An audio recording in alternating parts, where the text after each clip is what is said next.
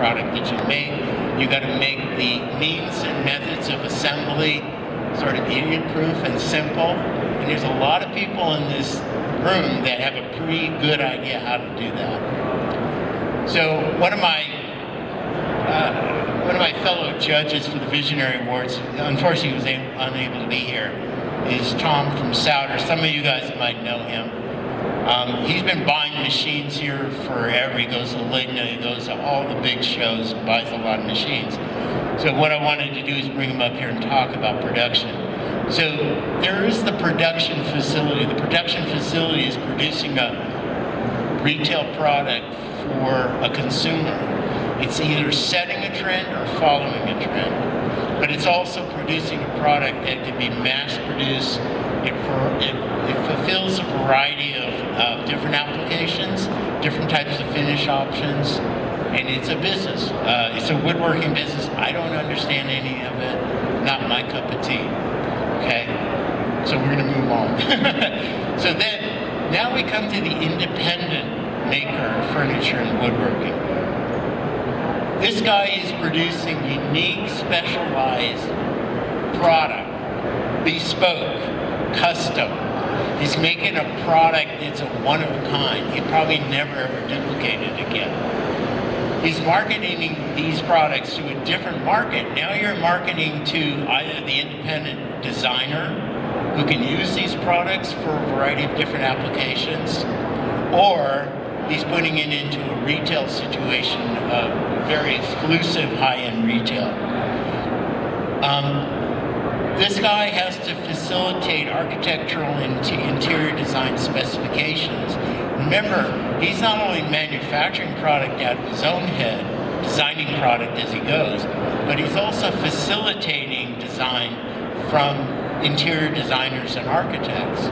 So he's a small guy working in a big industry with a lot of connections to the design industry, okay? And that's how he gets his business. So we're gonna move on. So I'm gonna show you just a couple examples of what I'm talking about. This is a fun little cabinet that a guy built, and I really love his work. Very artistic, whimsical, okay? Where you're building for a high-end TI corporate environment, high-end residential furniture for dining rooms, chairs, and things like that, where you're doing something exotic and exclusive, where you're building crafted stuff. And this is a guy that's basically, he's going to get one customer at a time. He's going to show a couple pieces on the showroom. He's going to get orders. He's going to say, oh, it's going to take me 6 months to turn this order into a product. And that's his business, but it's all part of the same industry. Another example, this is a product that a company that I've worked with, very accomplished design, but it's an aesthetic that only appeals to a certain clientele, okay? Or maybe you're a woodworker that just does gorgeous wood turning, right? Museum quality stuff, right? But it's wood turning to woodworking, it's all the same. Or you're building some kind of like reproduction stuff, because there's still a vast market for people that don't understand a modern aesthetic. They understand the I wouldn't call it ancient, but let's say the historical references to pieces that, you know, that were built in the 1880s or something like that. Or you're building a modern piece, a new design for a desk using exotic materials and stuff. By the way, this guy was a partner of my dad. So my dad probably built this piece, but I'm not really sure. So I dug this up out of the internet someplace. Now let me show you something here that's gonna like blow your mind. Why would you go to a woodworker to build a piece like this? Because the woodworker is working with metals. The woodworker is working with structural materials. The woodworker understands shape, size, proportion, construction methodology. I took this design that was given to me and I said, how do I support a piece of stone with just that little base? We made it work. but it was all out of kind of the experience and the intuition that you have with, you know, doing this for a little while. Exotic doors, you know, that's a whole world of woodworking that is you know, it's remarkable that these guys can build these things, fit in an environment, and make it durable for, you know, hundreds of thousands of uses, right? I'm not thinking in terms of years, I'm thinking in terms of how many times you open a door and shut a door. You don't even think about it, but it's a big deal. It's got to work. It can't go bad, you know? Okay, windows and doors. I'm sorry, exterior windows and things. I had a little couple years with this company. This is one of my projects. This is a woodworking company, but they do glass windows and doors. You have to understand, not only do you have environmental of what happens when you're in an exterior environment, interior environment, you're separating those two spaces. Now you need to understand the technology it takes and the durability of product, okay? Or maybe you want to get on, that booth over there as a student, and you want to develop new art forms, new manipulations of wood. And this is very fun to kind of see where these kids are what they're coming up with in the classroom. And that's inspiring. Or maybe you're just an old-time millworker like me that gets one opportunity to work on a church in North Hollywood and really just let it go, because this is one of my favorite projects I ever did. We took an old relic of a church, a very famous Catholic church in North Hollywood, and we renovated it, and we did our woodwork. We had to take what we were doing to match what was done 50, 60, 80, 100 years ago. And today you go look at that thing and you can't tell the difference between old and new. So here's my thing. Understanding the world, in my world, started in the custom business. I've never done production. I've always done custom.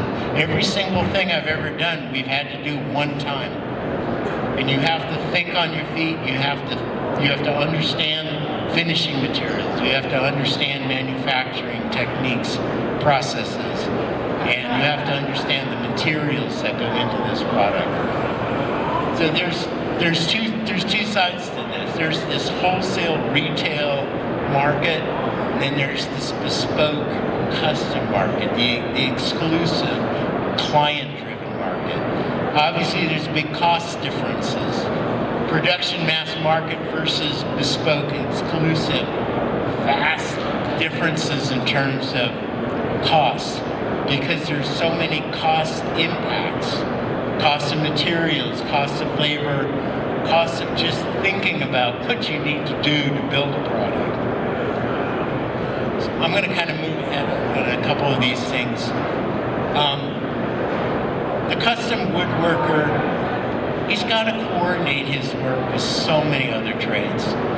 There's the plumber, there's the electrician, there's the metalworking specialist, there's the stone guy. He's got to provide the substrates for materials that are done by other people. So the custom manufacturer is not only living in his own little bubble, his own little shop, building things to suit. He's also integrated into the whole process of construction and deliverables of beautiful spaces, okay? Versatility, flexibility, creativity. These are all terms that we apply to the custom woodworker. Extended skill sets, sorry. The thing, I'm going to drop down the bottom. The one important thing is patience, right? You're all laughing because you realize that sometimes I become impatient, but it's because I'm trying to instill patience in the manufacturing, because I'm trying to make sure that we're all on the same path and we're all kind of working to the same goal. So here I go to my dad. This is our company we started. My dad started it back in the 50s. We built extensively corporate office furniture, specialty office furniture. This is my dad. He died in 2009. I learned a lot. I worked 18 years with my dad. 18 years of kind of grueling, kind of learning how to do things. But you know where you start? You start down on the shop floor as a kid, going on Saturdays to clean out the table saw of all the sawdust. You start collecting all the screws and the nails that collect on the shop floor and sorting them, right? My dad had this idea that, you know, we need to make sure that the guys in the shop don't screw things up when they build them. So we had this technique of painting our 1.25 inch and 1.5 inch screws. Anybody have an idea why we painted the 1.25 inch, 1.5 inch screws? When you're putting two cabinets together that are 3/4 inch, you don't use an 1.5 inch screw. Use an 1.25 inch screw. So we use the red screws for the 1.25 inch and the blue for the 1.5 inch.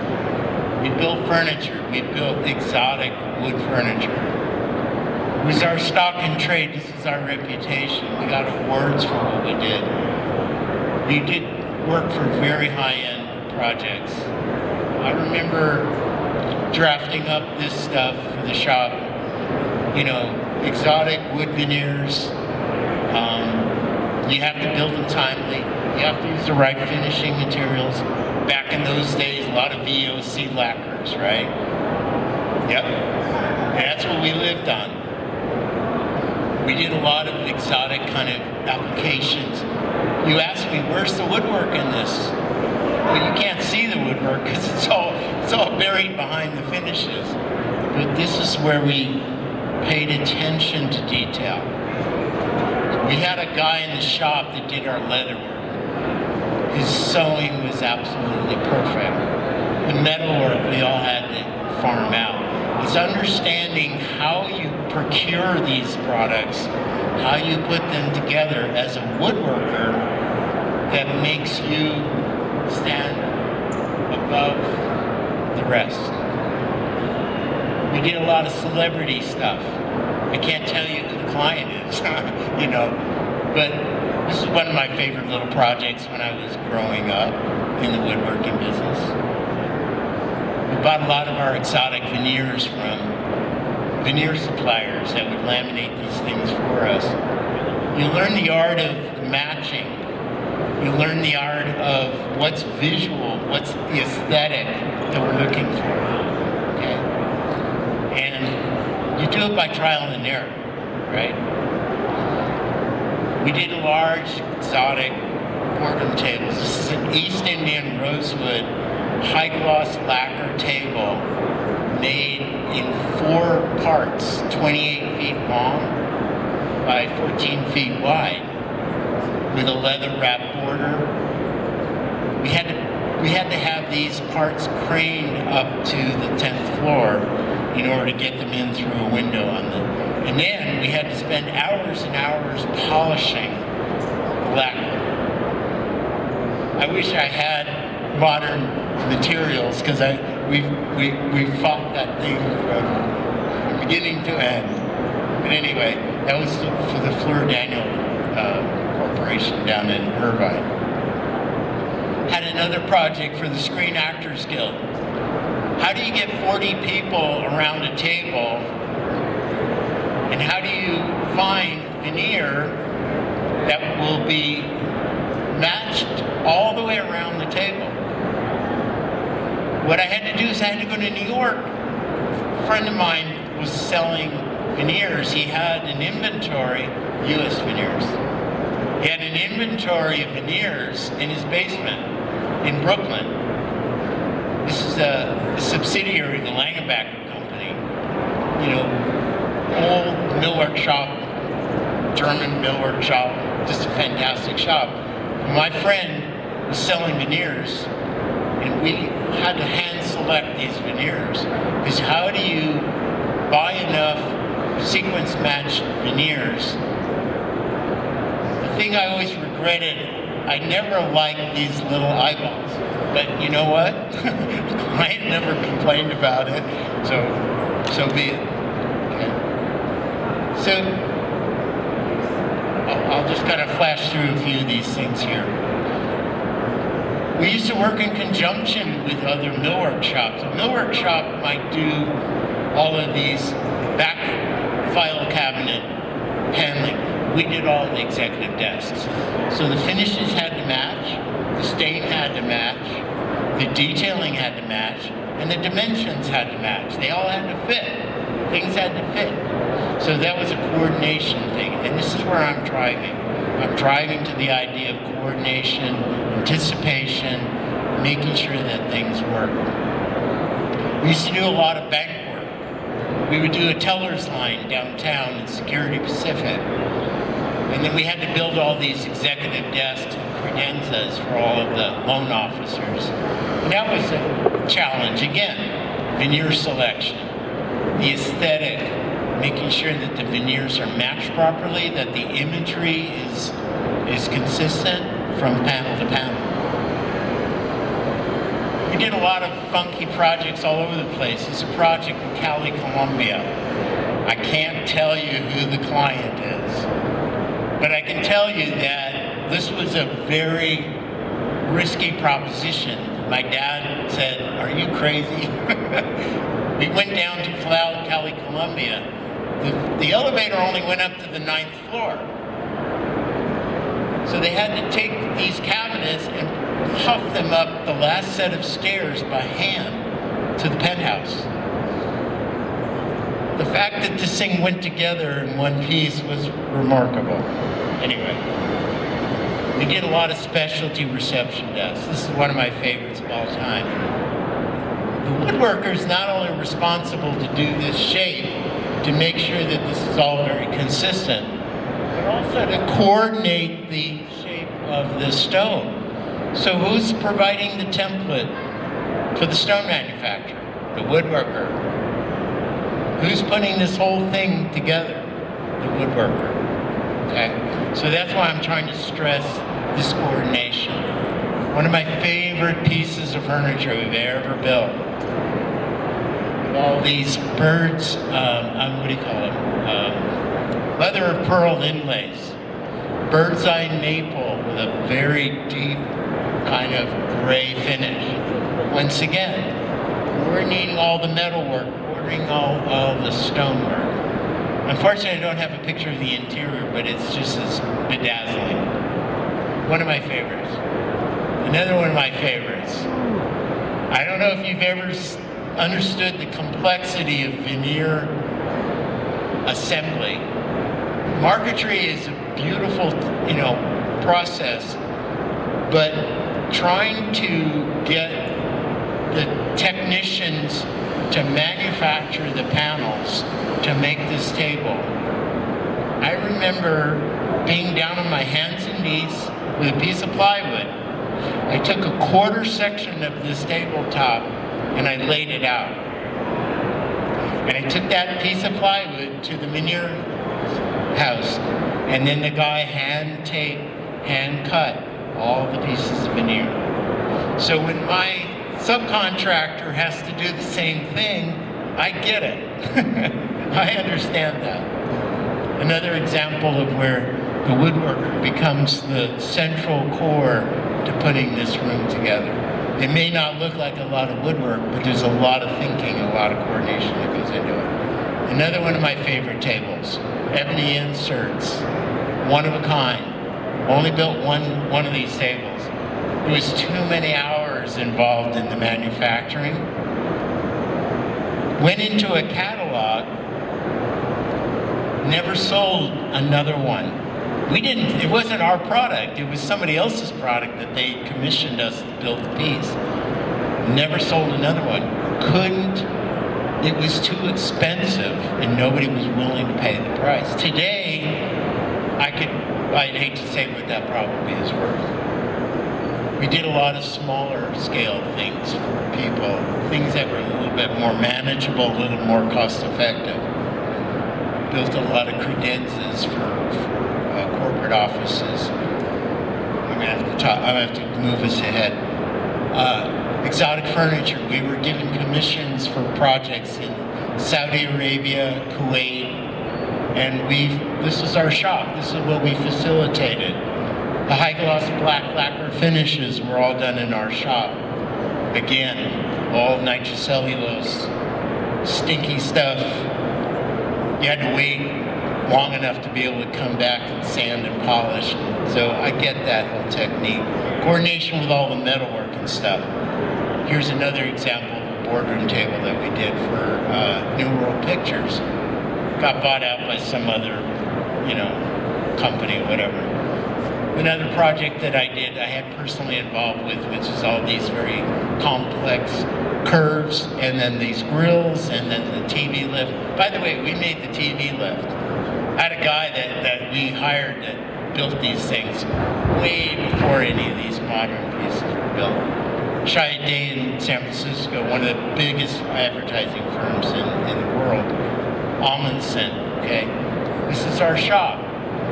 Lots of guys from Czechoslovakia, India, Germany, Austria, South America.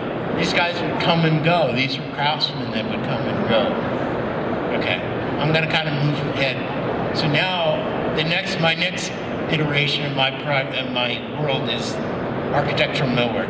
Same concept as building custom furniture. Now we're building custom millwork. You probably have seen this space if you've been in the WED, okay?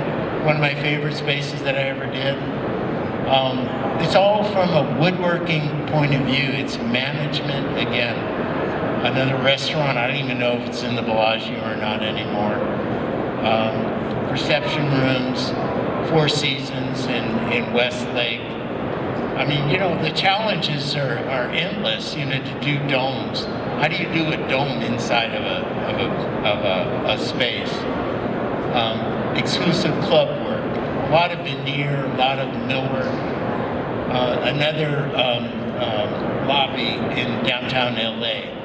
I mean, if you look at this structure right here, you'd think, why would a woodworker be doing anything like that? Because we're the guys that can draft that thing. We can figure out how to build that substructure.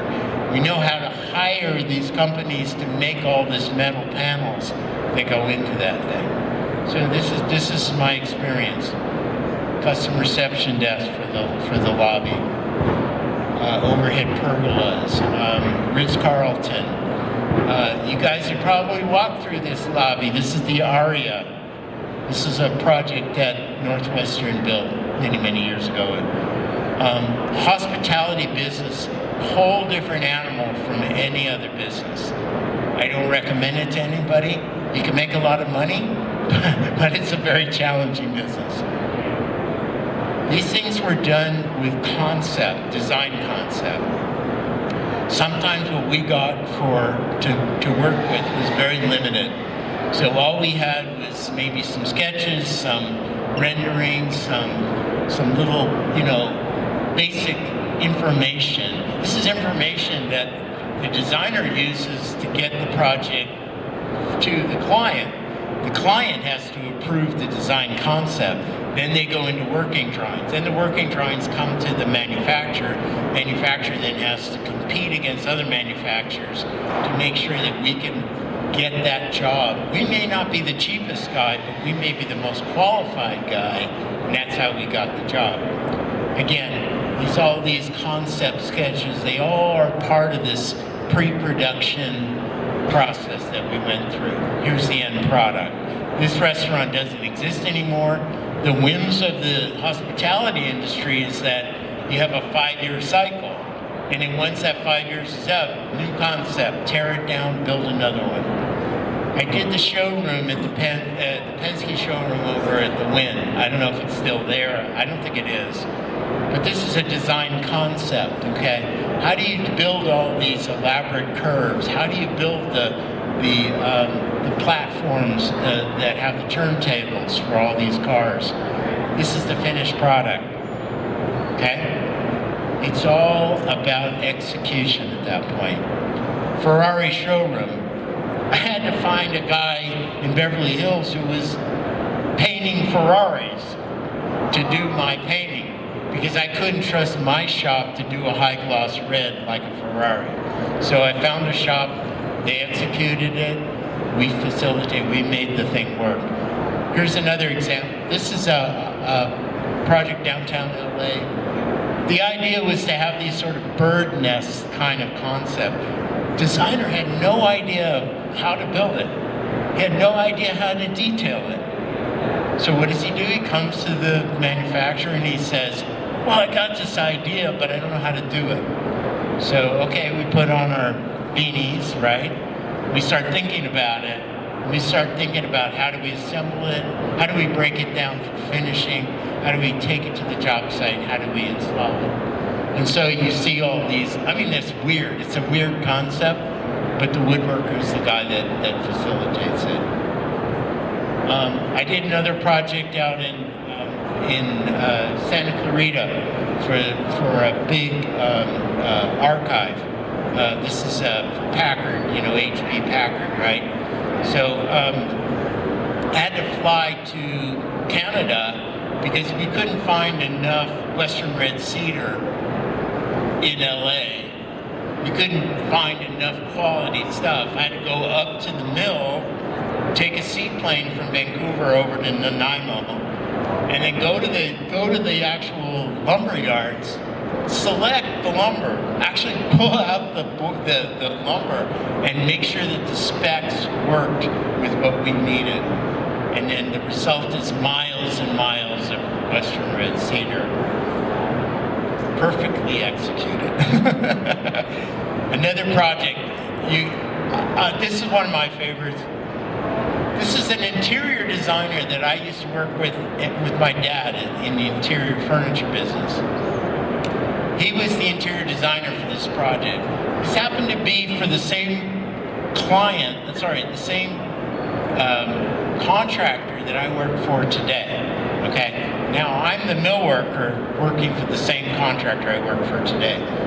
Very challenging project. There's so much going in here, I could spend hours talking about it. I don't have time, I'm sorry. But the way we had to detail this thing, this designer was worried about 30 seconds of an inch.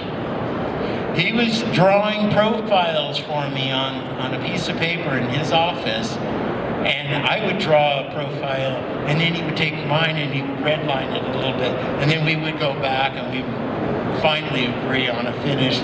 Oh, you're laughing. You've done that before, right? So anyway, that was the nature of what I did for this particular millwork sub working for the same contractor. Again, here's an exotic bathroom. All these veneers. Again, this is the veneer experience. This is the matching experience. This is the coordination with all these finishes. Very complex.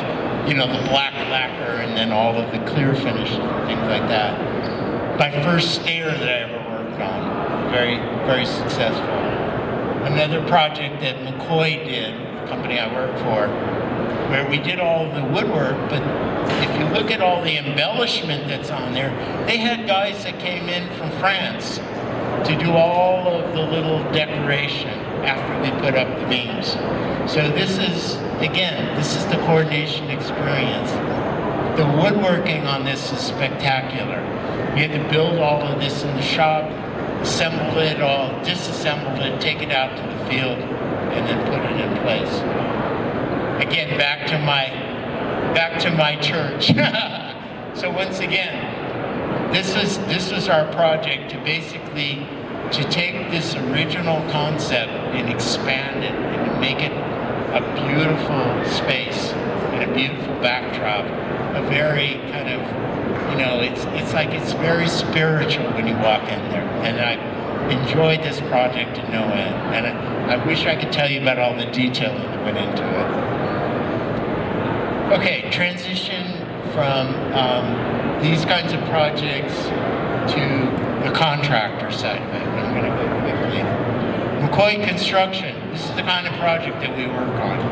High-end residential, one-of-a-kind kind of projects. Either it's a historical renovation, might be a 1920 1920s, 1930s, 1950s building that all of a sudden new owner, you don't tear down the building, you can't. It's an architectural kind of relic.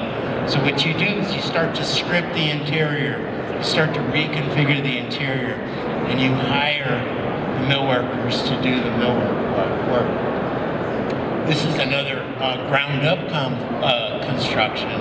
Again, this is the type of project we would do. Once again, another ground-up. Here's another example.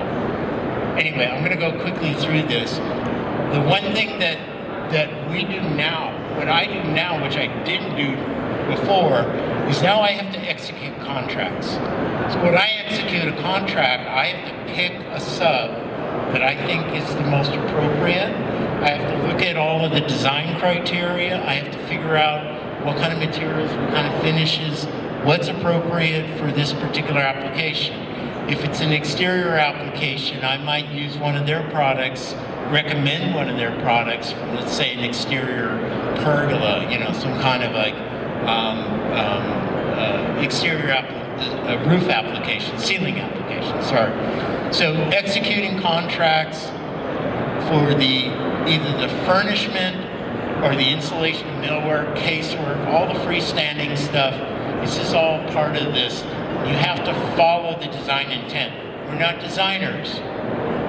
We're facilitators. We're fabricators. We have to manage this process, deliver the product that's been designed. So there's a set of specifications. There's a set of specifications for doors and windows, cabinetry, canopies, flooring, you know, architectural millwork, decorative woodwork, interior door hardware. It goes on and on and on, all the way down to the appliances, the fixtures that go into these things. The specs for the wood species, metalwork, stonework, glazing, all of these things are all part of this package that we have to work with. Hardware. Sometimes the designer, all the designer knows is that, well, I like overlay doors, you know, full overlay doors, flush overlay, but I don't care about the hardware. Okay, but that's not necessarily up to the designer to specify. We're interested in getting the feedback from our manufacturer. Does he rather use Bloom or are you using Salice? Why are you using Salice? Okay, well, because Salice solves a problem that Bloom doesn't. Okay, fine.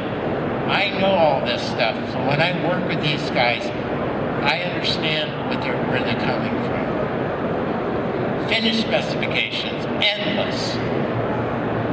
It's this whole universe of finish. It can be anywhere from stain grade to paint grade, metalwork finishing, plaster finishes, flooring finishes. You know, it's a whole huge world that we have to understand. So what we get from the designers, we get a kind of a design concept. He doesn't know how to build the stuff, he just knows how to design what he wants, what he's looking for. Whether it's an integration of lighting or whether it's a wood species, it's the shape, it's the color, it's the size, it's the combination of appliances, whatever it is. So we go from concept to reality. Okay, this is actually a sort of half-built example. Here's another design concept. I don't remember this one. Right there. Anyway, another design concept for a space. Here's the execution. Okay, so it's understanding what goes into the design, what is required of the design, and then how to execute. Working with different kinds of materials, different kind of applications. This is just a space. But it's exciting because there's lighting, there's all kinds of stuff going on, metalwork, wine room, big atrium. This is one project that I worked on. These are 40-foot panels. There's no 40-foot, first of all, the wood isn't 40 feet long, so what do? You gotta manipulate the wood. You gotta make it work in that space to fit that particular design aesthetic and design requirement. The work environment is rough in the contracting world, right? We all know that. We've been there, done that. It has to be coordinated because it's not only what the millworker does, the woodworker does, it's what you do before they even get to the site. It's that framing and that kind of coordination of a lot of things. Simple framing can be simple framing, but then there's all kinds of HVAC ducts and all kinds of lighting and all kinds of plumbing and all kinds of electrical that has to be coordinated. There's all kinds of layout responsibilities. One thing I like to do is I like to get down on my hands and knees. I like to draw this thing out on the floor. I call the millworker and I say, so-and-so, you need to come. This is my layout. We need to memorialize this, and this is what you're going to build. So here's an example of a product that we're working on right now. It came from overseas. I've seen some of the product that comes off some of the machines here. I don't know if you could reproduce this here, but this is a product that had to be purchased from a vendor over in France. Executed, delivered, installed, it works. But this is the coordination side of it. Here's another shot of it. Again, specifications, shop drawings, very important tool to be able to coordinate everything that our subcontractors do with what we do as a contractor. Execution is all about communication, understanding, and coordination with other things. Because if those appliances don't fit, somebody's going to eat a cabinet. Got to rebuild it. Here's another example of a situation that I got involved with. You don't see any woodwork on this elevation. It's all stone, metal, glass, a few other kind of materials. Who's the guy that's thinking about all these different trades? It's the woodworker that's thinking about it. So here's the product. That's an exceptional staircase, but it involved a lot of people over a long period of time. Another view looking out from the other direction. But all these subsurfaces are built by the millworker. The metal guy follows behind, makes templates, and makes all of his metal work to fit. I'm sorry you didn't build this staircase for me, but this is a whole different animal. Anyway, execution of concept. Here's a concept thing. You just saw this room. If you look at this room, this aspect right here, that was the sort of theme that the owner had in his head. This was going to be a butterfly theme, okay? What he did is he said, okay, I need door pulls for my front door. So what we did is we took his design concept here, which was a rendering that was given to us, and then we had to basically go and find a glass fabricator, metal fabricator, and put the whole thing together. And there's the finished product. So again, comes from woodworking experience. A metal guy would not necessarily be able to handle the glass work. The glass guy is not necessarily going to be able to handle the metal work. But the woodworker has experience with all three, is able to coordinate these things. Documentation is huge. I mean, I was telling somebody, I downloaded a project file to somebody. It had 14,000 items in there that I personally was involved with over a 4-year period of time. So, as these guys will attest, there's a lot of documentation. We don't need to go into all the sort of ifs, ands, or buts. Submittals are really important. Submittals are the backbone between the means of communication to make sure that what the design intent is about and what the execution is about to fulfill the customer's requirements. It's all through the submittal process. The shop drawing becomes the vehicle to do that work. Now you do 3D and all kinds of renderings. I'm sorry, I'm an old 2D guy. I like a 2D drawing. I like to see a section. I want to see an elevation. That's how I understand how to build things, okay? So I'll go through these a little bit more quickly. Okay, the bidding process. As long as they don't kick me out of here, I'm going to keep talking. So the bidding process. Bidding process is a very competitive kind of process. You have to have a set of specifications. You have to have a set of documents that you can give to a manufacturer that can then turn that into an executed product. But first, they have to do a competitive bid. So they got to look at it from their labor perspective, the material cost perspective, the finishing requirements. They have to look at all of those and evaluate how much time it's going to take to procure product, how much time it's going to take to draft and get responses, the submittal process. Then you got to go into production, then you got to deliver the product, and now you got to install it. So all of these factors, it's in the mind of the bidder.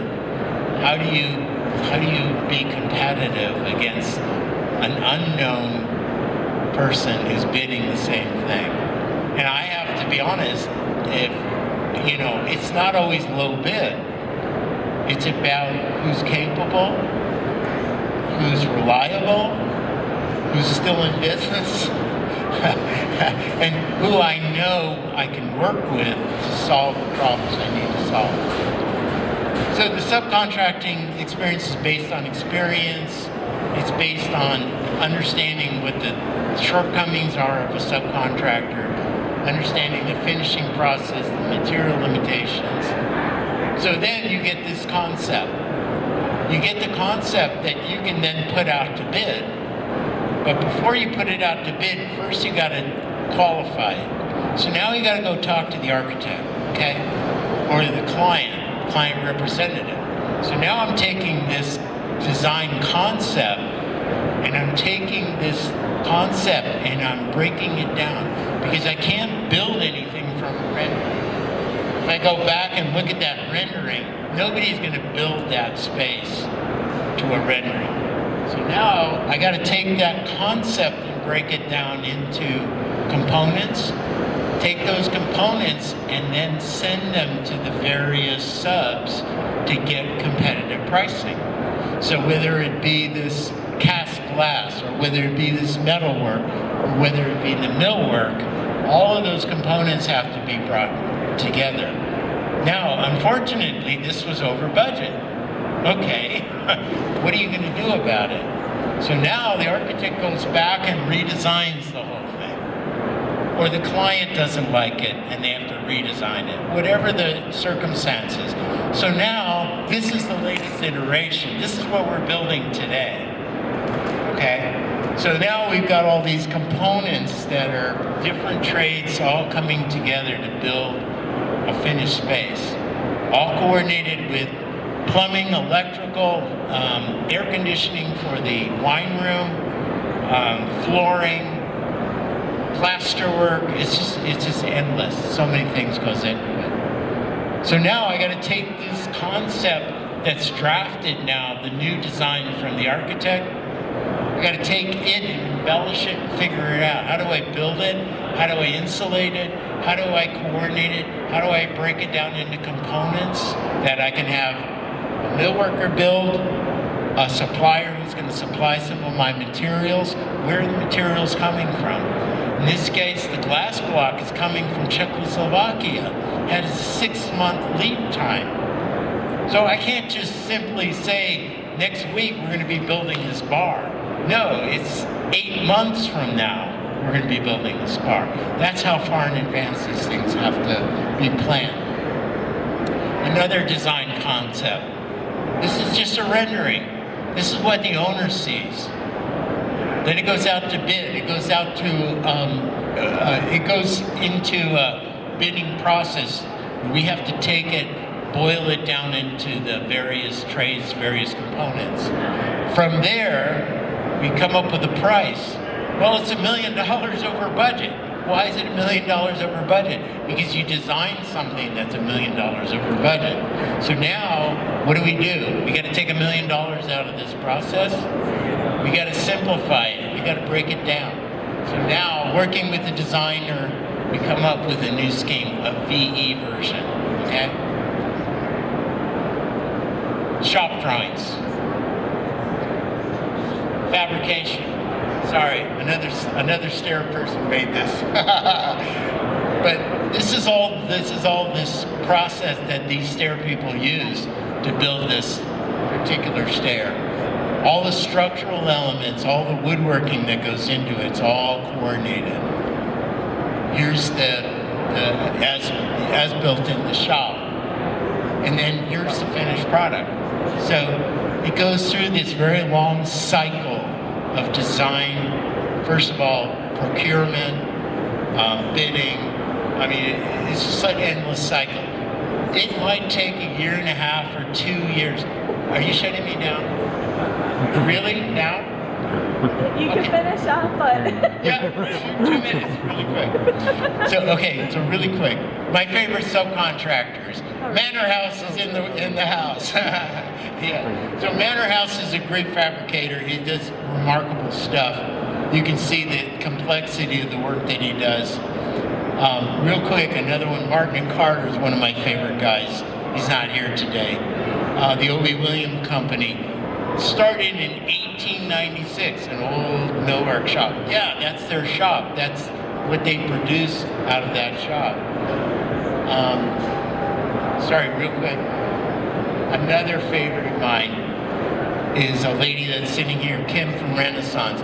Kim does remarkable doors, remarkable stairs. No doubt, if I had a wood stair, one of my first considerations. What else do I have? Flooring is this one guy, he makes all these elaborate parquet floors, rough mill at one end of the shop, 30-odd benches with Makita saws cutting all these little pieces into a jigsaw puzzle. Does remarkable work.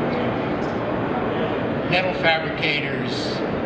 I'm going to go quickly. My newfound source is concrete, cast concrete. Okay. I wanted to talk about what to talk about in the future, but I'm out of time, and I'm so sorry. Anyway, thank you all for coming. Thanks for sticking around.